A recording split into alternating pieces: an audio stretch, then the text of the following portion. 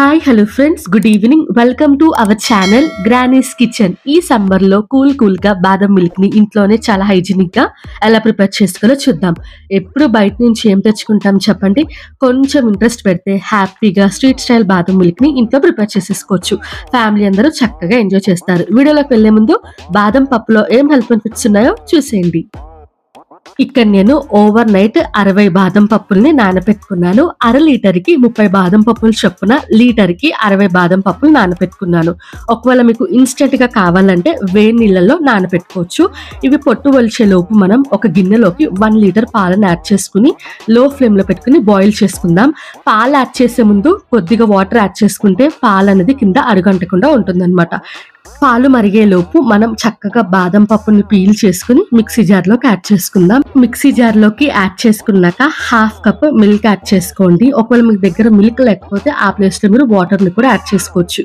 మీ దగ్గర ఇలాచీ పౌడర్ లేకపోతే ఈ టైంలోనే ఒక 5 యాలకులు యాడ్ చేసుకోండి. ఇలాచీ పొడి ఉంటే మాత్రం యాడ్ చేయాల్సిన అవసరం లేదు. స్మూత్ పేస్ట్ కింద గ్రైండ్ చేసుకుని లో ఫ్లేమ్లో మరిగిన పాలల్లో ఇది యాడ్ చేసుకోండి. ఖచ్చితంగా పాలు లో ఫ్లేమ్లో ఒక 20 నిమిషాల పాటు మరిగితే సరిపోతుందన్నమాట. పాలు మరిగిన తర్వాత మనం గ్రైండ్ చేసి పెట్టుకున్న బాదాం పేస్ట్ ని ఇందులోకి యాడ్ చేసుకుని బాగా మిక్స్ చేసుకోవాలి. మిక్స్ చేస్తూ ఉండాలండి, లేకపోతే బాదం పేస్ట్ అనేది అడిగంటిపోతుంది అనమాట.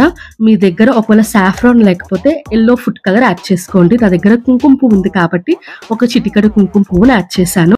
కుంకుమ పువ్వుని యాడ్ చేసుకున్న తర్వాత 10 నిమిషాలు లో ఫ్లేమ్ లో చక్కగా మరిగించుకుని షుగర్ యాడ్ చేసుకోవాలి. 10 నిమిషాలు మరిగిన తర్వాత చక్కగా ఎల్లో కలర్ వచ్చేస్తాయి బాదం మిల్క్. మీ స్వీట్నెస్ కి తగ్గట్టుగా షుగర్ యాడ్ చేసుకోండి. నేనైతే 1 కప్పు షుగర్ యాడ్ చేసుకుంటున్నాను. ఇది వచ్చేసి 200 గ్రామ్స్ షుగర్ ఉంటుందన్నమాట. షుగర్ యాడ్ చేసుకుని బాగా మిక్స్ చేసుకోండి. ఒకవేళ మీకు పాలు కొంచెం పల్చగా ఉన్నట్టు అనిపిస్తే 10 రూపాయల మిల్క్ పౌడర్ ప్యాకెట్ దొరుకుతుంది కదా, అందులో కొద్దిగా వాటర్ యాడ్ చేసుకుని ఉండలు లేకుండా మిక్స్ చేసుకుని ఈ టైంలో మీరు కొద్దిగా యాడ్ చేసుకుంటే పాలు చిక్కగా ఉంటే టేస్ట్ కూడా బాగుంటుంది అనమాట. స్టవ్ ఆఫ్ చేసే ముందు సన్నగా కట్ చేసి పెట్టుకున్న జీడిపప్పులను యాడ్ చేసుకోండి. మీకు ఇష్టం ఉంటే యాడ్ చేసుకోండి, లేకపోతే స్కిప్ చేసేయండి. ఫ్రిడ్జ్లో 2 అవర్స్ పాటు పెట్టేసి కూల్గా బాదం మిల్క్ సర్వ్ చేసుకోండి. చాలా టేస్టీగా ఉంటుంది. మీకు ఇష్టమైతే వేడిగా కూడా సర్వ్ చేసుకోవచ్చు. అంతేనండి, టేస్టీ అని యమ్మీ బాదం మిల్క్ రెడీ అయిపోయింది. డెఫినెట్ గా ట్రై చేసి ఎలా వచ్చిందో కామెంట్ సెక్షన్ లో కామెంట్ చేయండి. ఇటువంటి మంచి వీడియోస్ కోసం ఛానల్ ని సబ్స్క్రైబ్ చేసుకోండి.